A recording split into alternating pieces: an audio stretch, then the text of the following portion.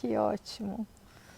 Daphne, me perdoe porque eu não recebi a notificação do Instagram de que a gente estava para terminar. Então, queria alinhar com você quantos minutos mais a gente pode ir, se 15 ou 20. Bem-vinda de volta. Então, então vamos correr agora, né? Eu estava em 2000 e estava comentando da Conferência Internacional. Sim. Acho que tem muitas coisas para contar e tem muitas pessoas para lembrar. Tem muitas homenagens. É bom ficar lembrando, né? Mas acho que a gente tem que contar assim que a Reúna continuou organizando, teve a segunda conferência internacional no Rio de Janeiro. Aí o pessoal do Rio fez um trabalho fantástico, foi no Rio Centro também, mas eu estava no Ministério da Saúde, aí eu participei como parceira. Tem alguns episódios muito interessantes do tempo que eu estava no Ministério da Saúde, porque uma das casas de parto que funcionava como deveria era de Juiz de Fora. E um hospital privado de Juiz de Fora se aliou ao reitor e decidiram que tinha que fechar aquela casa de parto.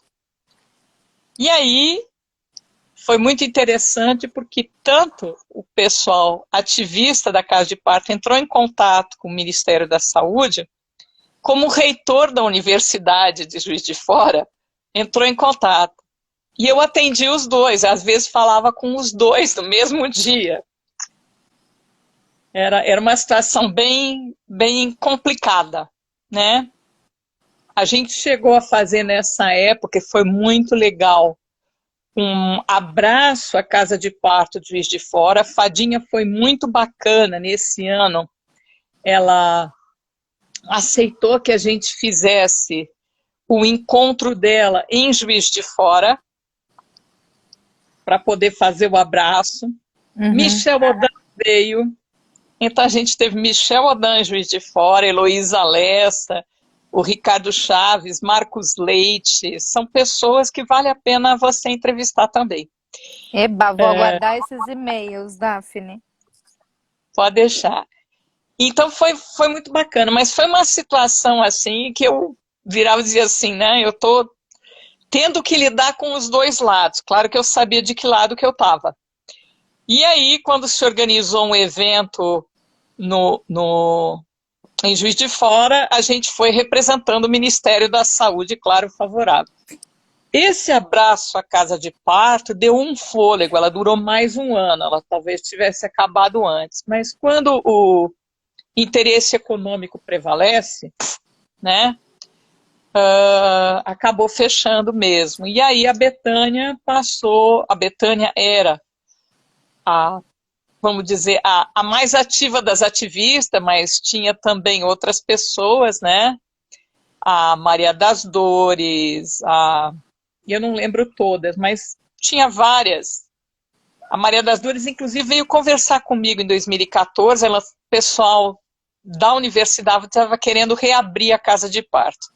Como eu não ouvi mais nada a esse respeito, parece que não vai acontecer. Mas é isso, né? Dá um trabalho enorme na humanização para construir, e depois que derruba é muito difícil recomeçar. Então, uma das coisas para mim que sempre foi claras foi que a gente tem que defender até, sabe assim, qualquer conquista a gente não pode deixar ser atropelada, terraplanada pela oposição, né, para que a gente possa continuar avançando. E aí, dentro do Ministério da Saúde, quando começou a se discutir redes, eu era a pessoa designada, né, porque, não preciso dizer, eu tinha mais idade, mais experiência, mais conhecimento, então era um capítulo novo, fui designada para discutir redes, e era uma rede de atenção materno-infantil, mas aí eu saí do Ministério em 2009, e assim que eu saí, a gente retomou a Reúna, e a gente tinha aquela sensação de que ou a gente faz alguma coisa para reativar o movimento agora. Eu usava uma imagem bíblica, ou a gente vai ficar 40 anos vagando no No deserto até deserto. chegar à Terra Uhum. Prometida, porque Sim. o movimento estava bem desmobilizado. E aí a gente decidiu e fez a Conferência Internacional, a terceira, de Humanização do Parto e Nascimento, em Brasília, em 2010, 26 a 30 de novembro.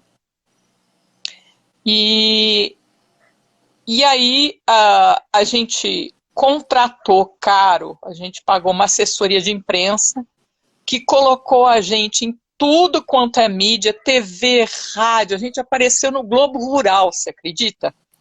Acredito. E mídia escrita, não sei o quê. Ela fez um bom trabalho, a Raquel.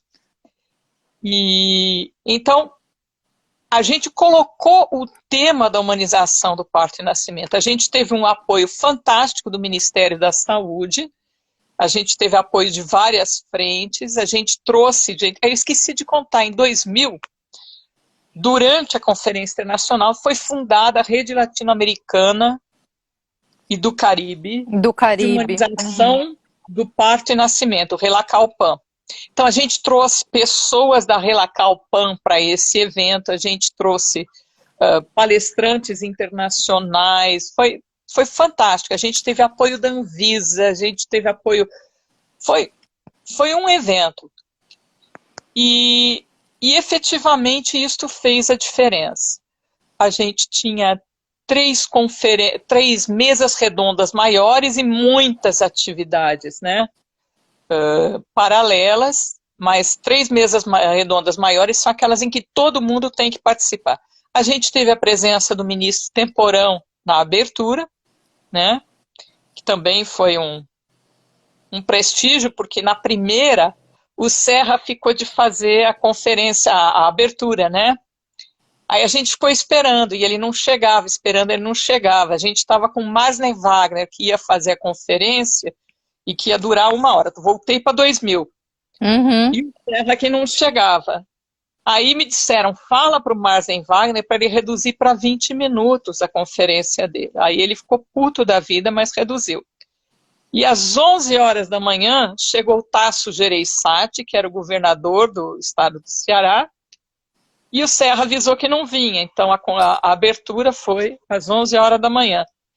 E depois eu fiquei sabendo que o Serra sempre fazia isso, né? Ele demorou mais de 3 horas no Congresso da Abrasco. Pessoal, Uhum. o Serra era bem desrespeitoso com relação ao horário. Enfim, imagina, com Mas 1.800 pessoas numa sala que cabia 1.000 pessoas esperando, né, para começar. esperando, no calor do Ceará, certo? Tá Que certo. O imagem. ar-condicionado fazia o melhor que ele podia, mas continuava calor em novembro. Sim. Enfim, voltando a 2010, Que daí então a sim, gente... ministro da Dilma, né? Temporão. Não, ministro do Lula. A Ah, Dilma entrou em 2010. 2011. O Alexandre Padilha, que foi o ministro da Uhum. Dilma. Então, assim, eu acho que tendo colocado a questão do parto e nascimento na mídia por bastante tempo antes e depois da conferência, é possível que a gente tenha influenciado, que na campanha eleitoral a Dilma tenha decidido que a questão do parto e nascimento ia ser uma pauta dela, tá? Uhum. Então, assim, eu acho que é importante colocar isso. E uma das coisas, a gente na conferência internacional colocou alguns temas básicos. Um deles era a questão da violência na atenção obstétrica. Uhum. O segundo tema importante foi a questão da interculturalidade, porque eu acho que esse é um tema que a gente tem muita dificuldade de trabalhar aqui no país, a questão dos partos nas aldeias indígenas, os partos de pessoas que vêm de fora, os costumes, a cultura. Então, acho que Uhum. é uma linha que eu acho que ainda agora o pessoal tem que avançar. E a questão, a terceira mesa redonda, era o papel do legislativo na humanização do parto e nascimento, que a gente convidou mais gente, mas veio a Erundina e vieram acho que veio deputados distritais, né? Mas a discussão, e a gente tinha gente da Venezuela nessa mesa, a pessoa que fez a lei da violência, Uhum. lá, né, apoiou a elaboração da lei da violência, né? Estava na mesa, a pessoa da Argentina, que tinha participado da elaboração da lei da violência, estava nessa mesa para discutir o papel do legislativo. Então, assim, foi a primeira vez que se falou de violência, e foi algo que foi marcante, eu acho que a gente teve muita sorte, porque em 2006 saiu a Lei Maria da Penha, e as mulheres viravam e diziam assim, nossa, isso é violência doméstica, isso é violência sexual? Eu vivo isso todo dia. Aí, quando a gente começou a falar de violência na atenção obstétrica, as mulheres viravam e diziam assim, isso é violência? Eu vivi isso no meu parto. E aí emplacou. Eu me lembro de ter conversado com a Érica de Paula, e aí vem um crédito muito importante, uma gratidão que o movimento tem ao trabalho que eles tiveram de fazer o renascimento do parto sem recursos, né? E o crowdfunding foi para o lançamento, mas o filme todo foi feito Na né, unha, né? Uhum. fé, na coragem, né? Cabeça e coração. Sim. E ela virou para mim um dia e disse assim, sabe? Foi lá na conferência que eu vi essa mesa de violência e falei, não, o povo tem que saber disso, a gente precisa fazer um filme sobre isso. Então, acho que assim, o papel do movimento é dar ideias para que as pessoas se encontrem.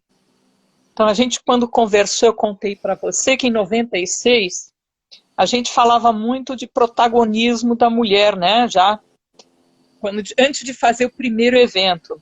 E, de repente, me caiu a ficha. Como é que a gente vai ajudar as mulheres a serem protagonistas se os próprios profissionais são oprimidos no serviço de saúde, eles não sabem o que é protagonismo. A gente tem que dar aos profissionais a chance de encontrar o seu protagonismo para que eles possam favorecer o protagonismo das mulheres. E como é que a gente faz isso? A gente dá bastante informação e aí as pessoas fazem escolhas informadas. Então, uma das linhas que a gente vem trabalhando desde sempre é essa de dar bastante informação para as pessoas poderem fazer suas escolhas informadas, né? Estamos nessa Esperando luta, né? que essa seja a atitude delas para com as mulheres, as famílias, né? No caso, não é só as mulheres, os companheiros, as famílias precisam ter informação para poder fazer boas escolhas. Então, essa foi a conferência, foi algo fantástico também. Tem um monte de coisa que eu estou pulando, que a gente poderia estar falando, a questão das parteiras tradicionais, que eu acho que é todo um capítulo à parte, mas talvez valesse a pena se Ah, eu conversar com quero te outra. ouvir sobre esse assunto. Ou você me indica conversar disso Eu acho que eu vou te depois? dar pessoas para conversar, porque é muito assunto. E aí a gente trouxe a sede da Reúna para Brasília, e eu acho que desde então a gente tem crescido bastante. Eu estava no Ministério da Saúde, então eu estava contando, né, que a gente que estava trabalhando a rede materno-infantil, e depois, quando veio a rede Cegonha, a Reúna foi reconhecida pela Rede Cegonha. Então, a gente participou tanto do comitê de especialistas da Rede Cegonha, como do comitê de mobilização social, quanto quando resolveram fazer a campanha do parto normal, chamaram a Reúna para o comitê. Então, assim, tudo que tinha a ver com a Rede Cegonha, a gente era parceiro. Tem mais algumas coisas que eu acho que vale a pena contar, porque muitas pessoas não sabem, mas em 2005, ainda já Ministério da Saúde, eu fui convidada para um evento na Itália. E aí eu apresentei uma fala sobre cesáreas. Eles tinham visto na internet que alguém do Ministério da Saúde do Brasil falava de cesáreas, me localizaram e me convidaram. E eu fui. E lá eu descobri, ganhei um paper do Michael Robson. Podemos reduzir cesáreas? E a epidemiologista em mim ficou encantada, porque é um sistema de classificação de indicações de cesárea, não por indicação clínica, mas por risco do procedimento. São 10 categorias que ele elaborou. E aí a gente começou a trabalhar dentro de um Ministério da Saúde que não estava muito preparado para isso. Um minutinho. Para implantar os grupos de Robson. Aí eu percebi que tinha pouca acolhida. Falei, a gente precisa mostrar quanto tempo eu tenho, só para saber. Por mim, você é quem determina. Ah, é? Tá liberado? Então vou contar. A gente precisa mostrar como é que isso funciona. A gente conseguiu um apoio do município de Americana, do secretário de saúde, por meio da coordenadora de saúde da mulher, a Taína Camargo. Taína de Andrade. Camargo de Andrade? Andrade. E a gente fez um teste piloto do sistema em 3 hospitais, um público e 2 privados. E mostrava o absurdo que era as taxas de cesárea em grupos de baixíssimo risco para cesárea. Então, com isso, a gente negociou no Ministério da Saúde, agora é a Daphne epidemiologista, não é a Daphne ativista, mas as duas... Trocou de chapéu, mas ela está aí. Está aí.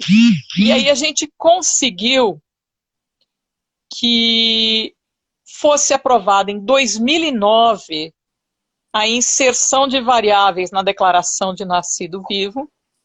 Em 2010 saiu um novo formulário que foi implantado em 2011. O que você hoje diz de variáveis?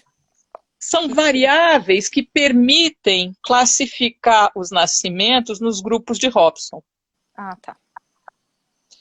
Então, foi a partir daí, e aí em 2013, quando começaram a sair publicações recomendando a adoção dos grupos de Robson, o sistema de informação oficial do Ministério já permitia isso. Em 2015, quando saiu a declaração de cesáreas da OMS, que recomenda os grupos de Robson, o Ministério da Saúde já estava com um sistema robusto de avaliação pelos grupos de Robson. Então, a gente trabalha em diferentes frentes, né? Então, é isso que eu acho que é legal a gente contar. E voltando, então, a gente assumiu a Rede Cegonha, a gente apoiou desde o início, né? Inclusive, logo no início, pediram para a gente redigir o primeiro documento sobre a Rede Cegonha, o que poderia ser, né? Antes de acontecer.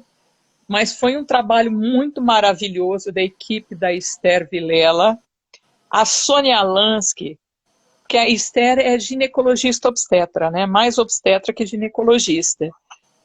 E então ela tem uma visão clínica. Aí ela teve a sabedoria de trazer a Sônia Lansky, que tem visão de gestão, porque tem que mexer tanto na gestão do cuidado, como na gestão do serviço e na gestão do sistema, para fazer essa mudança de paradigma, né?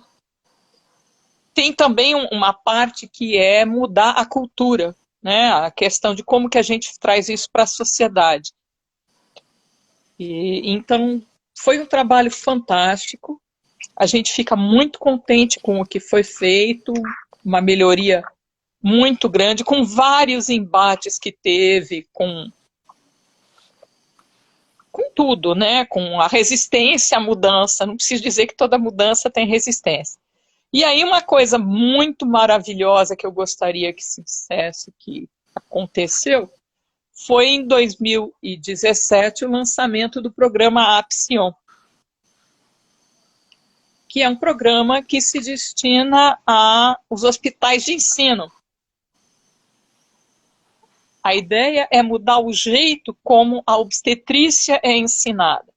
E, na verdade, como eu dizia, em 1998, a Reúna já tinha feito um abaixo-assinado dizendo que precisa mexer com o jeito como O hospital a universitário obstetriz está tem ensinado, atendendo. Uhum. né?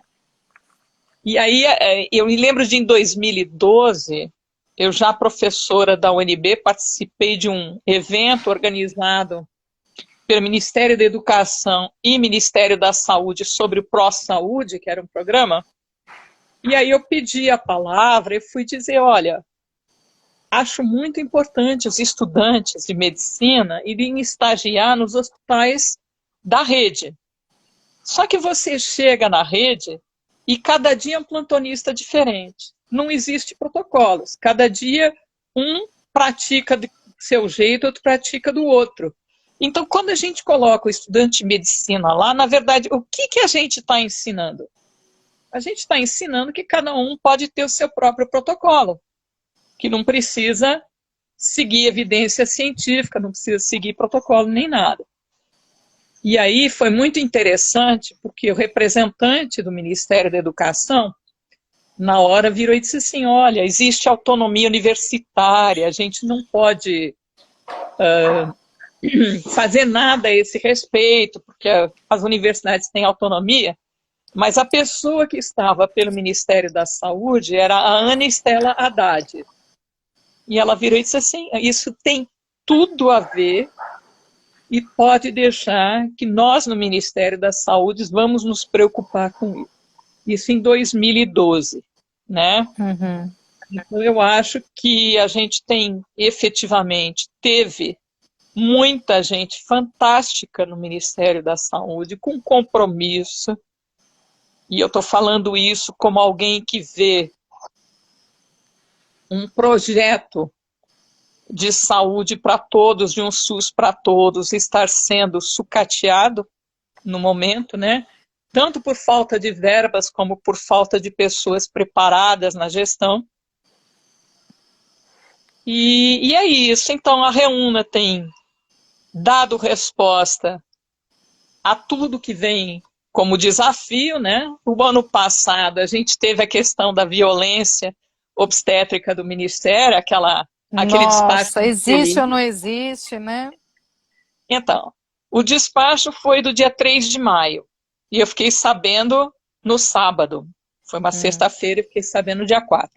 Dia 7, a gente protocolou no Ministério um pedido de audiência com o ministro para falar sobre isso, né, como Reúna, e dia 10 de maio, a gente soltou uma nota técnica em que a gente fazia críticas à origem daquilo, né?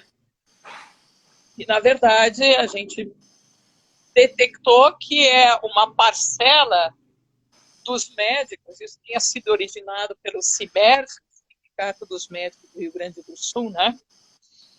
E é uma parcela de médicos que está fazendo disputa de narrativa, né? E, portanto, queria que o Ministério da Saúde mudasse a narrativa.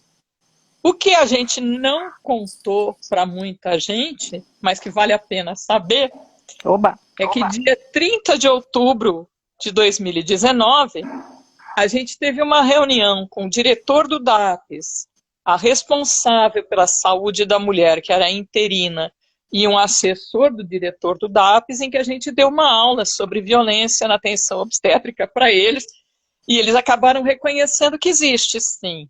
Mas, sabe, não é bem assim, porque o levantamento da rede cegonha, da ouvidoria da rede cegonha, com 200 mil e não sei quantos, só identificou, não é 25%, identificou 8%, e dos quais só 2% é violência física.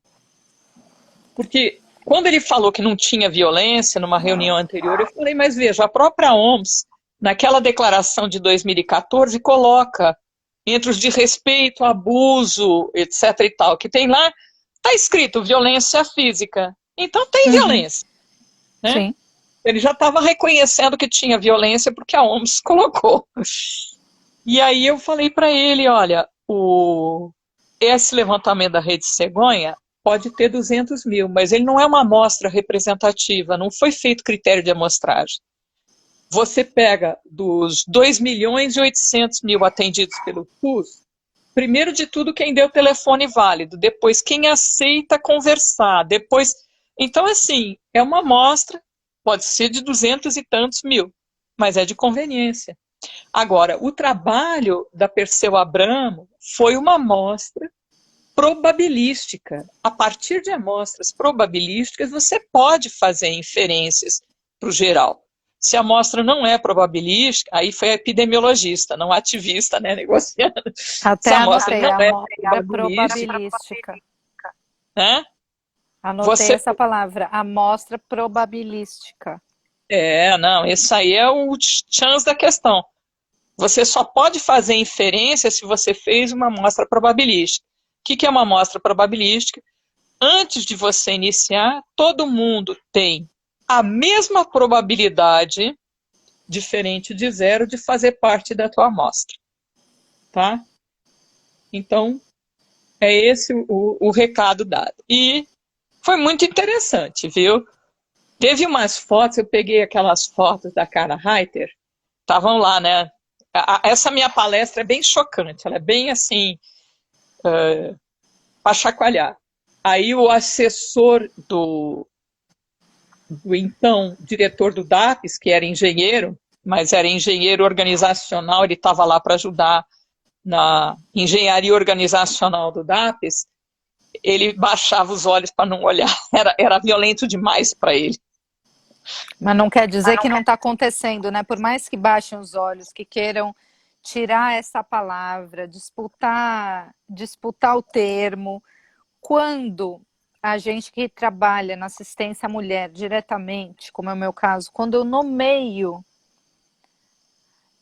que aquela experiência foge das recomendações do OMS, que é violento, e a mulher consegue assumir, né, se assumir vítima de violência obstétrica, isso tem grande mudança, grande impacto na vida, né? Por mais que traga luto, que traga dores, ela, quando consegue elaborar essa violência obstétrica, ela vai além. Deixa de se culpar por aquilo também, né? De qualquer maneira, então é isso. Só para te contar que eu sou marruda, né? Do tipo assim, eu fiz questão de ir lá e dar uma aula sobre violência para os caras. E isso é fundamental. Eu ainda ia te perguntar sobre as aulas. Hoje você é professora na graduação e na pós-graduação de epidemiologia. E bioestatística, e também vigilância sanitária, e também a gente tem umas outras disciplinas, que é elaboração de projeto e realização de projeto. E então é isso. Estou em várias frentes. Mas é aquela história de tira um chapéu, põe o outro e vai trocando. Mas imagino que você ajude a formar uma nova categoria de médicos, né? Com um outro olhar para a saúde da mulher. Eu não dou aula para médico, eu dou aula para futuros gestores de saúde coletiva. Agora, teve um evento aqui em Brasília em que um estudante de medicina estagiando num hospital público fez a denúncia de violência. E foi muito bem feito. O Ministério Público, em cima dessa denúncia, fez uma série de recomendações para o hospital, para a Secretaria Estadual, né, do DF, para a UNB, que a UNB deveria ter aula de violência, sobre violência obstétrica. Eu sei que foram 4 recomendações, eu não estou lembrando uma.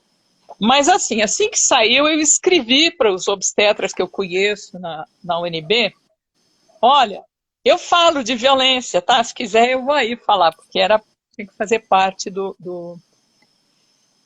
E aí, passado um tempão, o professor Paulo Sérgio me diz assim, acho que era um sábado, ele me escreve, olha, eu estou precisando de alguém para dar uma aula na próxima terça-feira, às 11 horas da manhã, sobre... Você daria uma aula sobre violência obstétrica? E aí, para o pessoal do 4º ano, finalmente, eu consegui dar uma aula na medicina. O pessoal ficou tão entusiasmado que me levaram para a Liga de Saúde da Mulher, e aí eu repeti aquela aula lá. E Uhum. o pessoal da Liga gostou tanto que me levou de novo para dar uma aula sobre a questão da interculturalidade, né? Que eu tenho uma aula bem potente também nesse tema.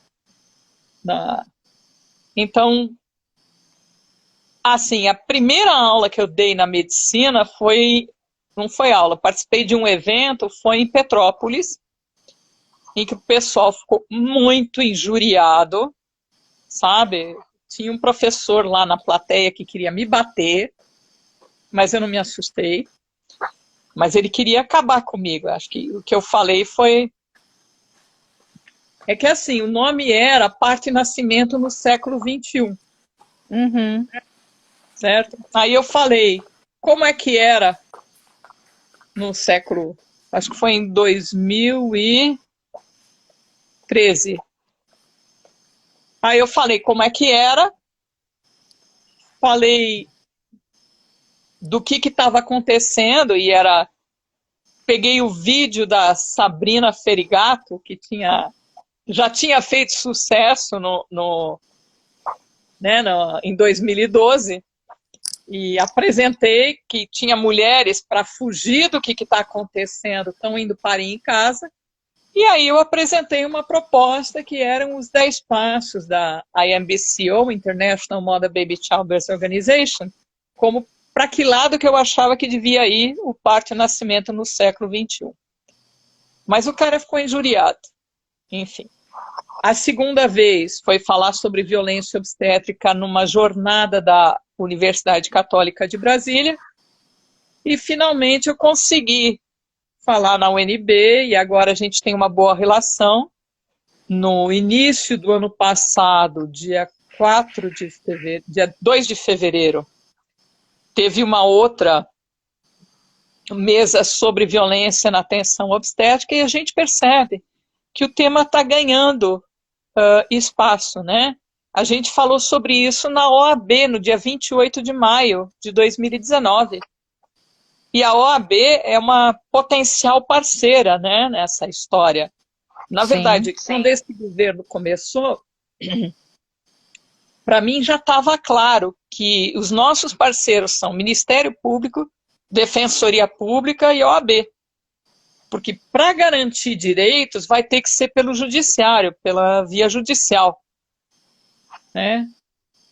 Este legislativo, a gente conversava com alguns deputados ainda antes da eleição que diziam que estava tudo muito difícil. Isso depois do golpe de 2016, né? Que eles estavam fazendo resistência. Um deles era o Jean Willis, o outro era a Erika Cocai, são os deputados parceiros. Estavam tentando não perder direitos. E aí, agora nem precisa comentar mais nada. Nossa, se formos falar de agora, dá até uma tristeza. Eu estava tão animada com a trajetória toda, mas acho Não, que... a gente está avançando. A gente está avançando. Sim. Na questão da Você enxerga humanização, que... Isso. o estratégico é as mulheres. Eu gostaria de dar um tributo a Parto do Princípio. O papel da Parto do Princípio nessa questão de, por exemplo, entrar no Ministério Público contra o excesso de cesáreas na saúde suplementar. Uhum. Olha que fantástico que foi, né? E isso é uma coisa aí, o que elas têm feito e como elas têm feito.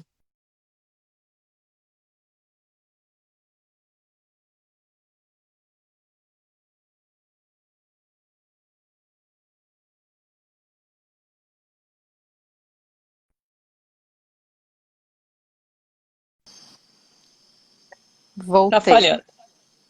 Voltou.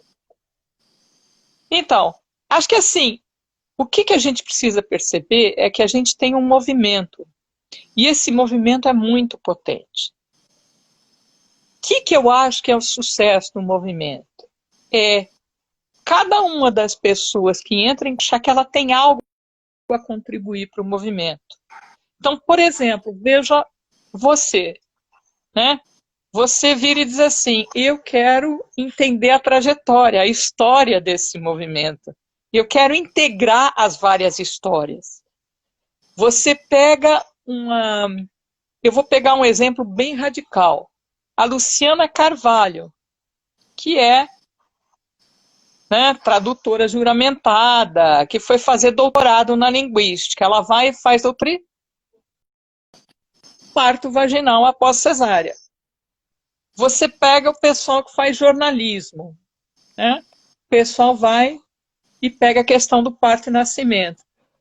E eu estava assim notando o tanto que a gente conseguiu penetrar como movimento na sociedade. E eu acho que é isso o sucesso, sabe? Na medida que todo mundo consiga dizer isso tem a ver comigo, e aí, claro, volto a dar o crédito ao filme Renascimento do Parto, a Érica de Paula e Eduardo Chauvet, que contribuíram muito para alavancar para a sociedade se apropriar do tema, né? A gente esteve num evento no Conselho Federal de Medicina, organizado em parceria com a FEBRASGO, a Federação Brasileira das Associações de Ginecologia e Obstetrícia, 24 de abril de, acho que foi 2019 também. Ou foi 2018? Acho que foi 2019. Não, 2018. Nesse evento, teve 2 palestras sobre violência obstétrica. Uma delas, acho que foi o doutor Alceu, que dizia, olha, a gente detesta esse termo, eu detesto tanto quanto vocês, mas a gente precisa reconhecer que ele está sacramentado e a gente pode não gostar, mas se acontece, é nosso papel apurar, como Conselho de Medicina, onde está acontecendo e tomar as devidas medidas para que não continue acontecendo. Uhum. E na sequência vem um que fala que não é violência obstétrica, é violência contra o obstetra. Então eles deram voz, né? Eles deram espaço para as 2 vertentes.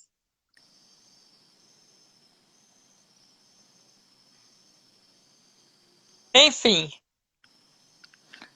Que lindo, Daphne. É muito motivador te ouvir. Gostaria de outros momentos contigo, porque sou uma fã do seu movimento, do seu ativismo. Do E nosso queria movimento, por do parte. nosso. Eu quis dizer de uma maneira mais literal.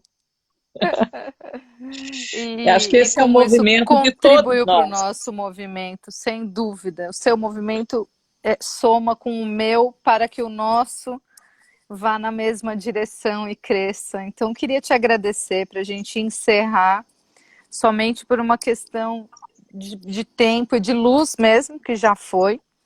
E eu fico à disposição no que eu puder somar em algum momento contigo, te agradecer a disponibilidade e quem assistiu a gente até agora também, que foi muito legal. Pretendo pegar esse conteúdo e fazer outros. Olha só, E tem alguém vamos. comentando aqui. Aqui em Manaus conseguimos instituir o Comitê Estadual de Encerramento à Violência Obstétrica. Então, isso vai desmembrando e vai inspirando outras pessoas. Isso é muito maravilhoso, Daphne. Sou grata pela entrevista de hoje.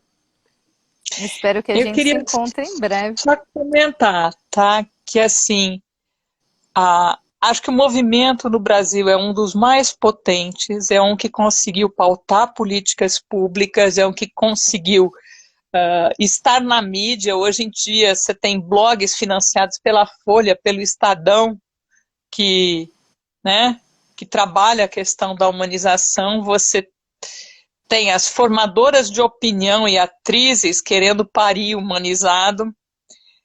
E a gente está, inclusive, com prestígio internacional. Então, acho que é importante dizer que esse movimento é muito potente, porque tem um monte de gente que colocou corações e mentes, né, a serviço do do movimento. E aí a gente tem uma gratidão profunda a todas essas pessoas que se deixaram envolver.